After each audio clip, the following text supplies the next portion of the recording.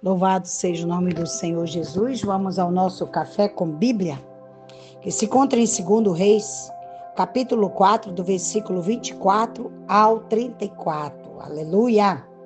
Depois fez Albadar uma jumenta e disse a um dos criados: guia e anda, e não te detenhas no caminhar, a não ser quando eu te disser. Ela mesma iria ao profeta. Partiu ela, pois, e veio ao homem de Deus no Monte Carmelo. E quando o homem de Deus a viu, ao longe, disse ao seu criado Gezi: eis aí a sulamita. O profeta certamente a reconheceu a uma certa distância.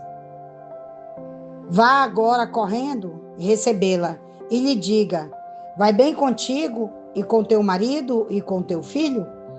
E ela disse: vai bem. Eliseu suspeitava que algo andava mal. Somente pela fé poderia ela responder: vai bem.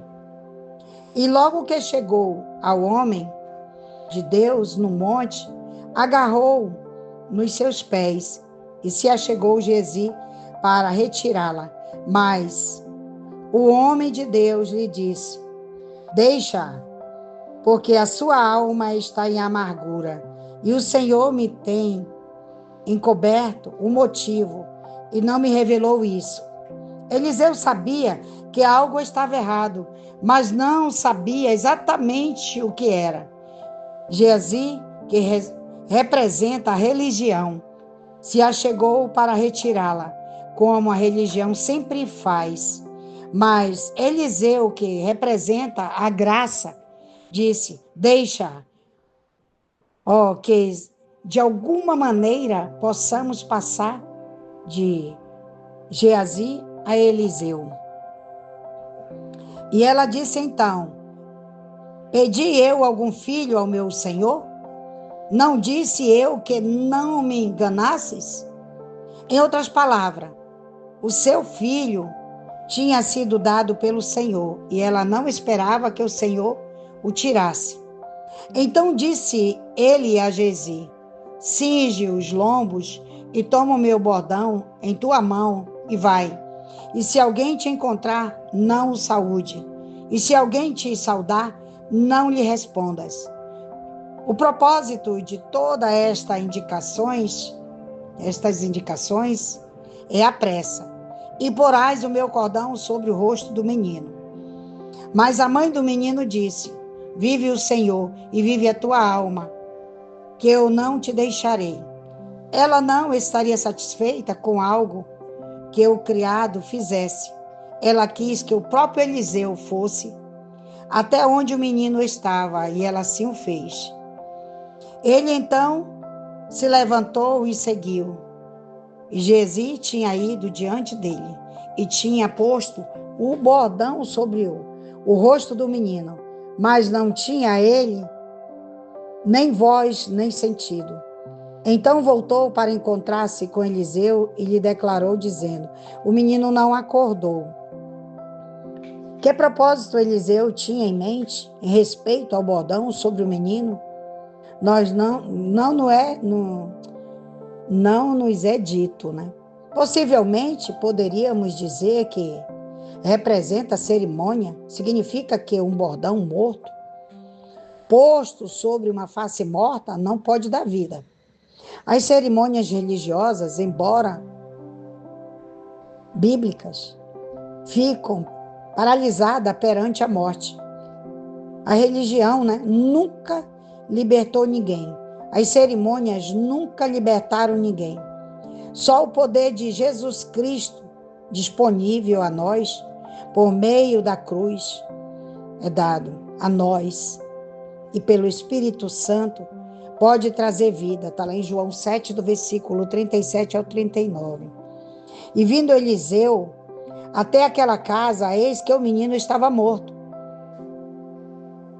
estendido sobre sua cama. Entrando ele, então, fechou a porta sobre ambos, para que não incomodasse, e orou ao Senhor. Depois subiu e se deitou sobre o menino. pondo a sua boca sobre a boca dele, e os seus olhos sobre os seus olhos, e as suas mãos sobre as suas mãos dele, sobre as mãos dele. Então se estendeu sobre ele e se esquentou a carne do menino. Evidentemente, o Senhor lhe disse que devia fazer isto. Aleluia. Mais uma vez, né? Mais uma palavra, aleluia. É uma palavra de fé, né? Aquele que crê, recebe. Aquele que pede, o Senhor dá. Aquele que bate, a porta se abrirá. Eu costumo dizer que Jesus é a chave que abre todas as portas. Então, o que nós devemos entender na hora da nossa aflição, na hora do nosso desespero, a porta é Jesus, não há outra porta. Que nós devemos entender a palavra de Deus, que nós devemos entender que não é o homem que salva, não é o homem que cura, mas sim Jesus. Eu sempre digo, aqui na casa do Senhor tem uma placa, o milagre de Jesus. E tem acontecido milagres durante esses quase 12 anos. Deus tem feito milagre nesse lugar. E eu creio no milagre de Jesus. Aquele que bate a porta abre. Aquele que pede, ele entrega. Continue pedindo de Deus. Peça dele, que ele vai entregar.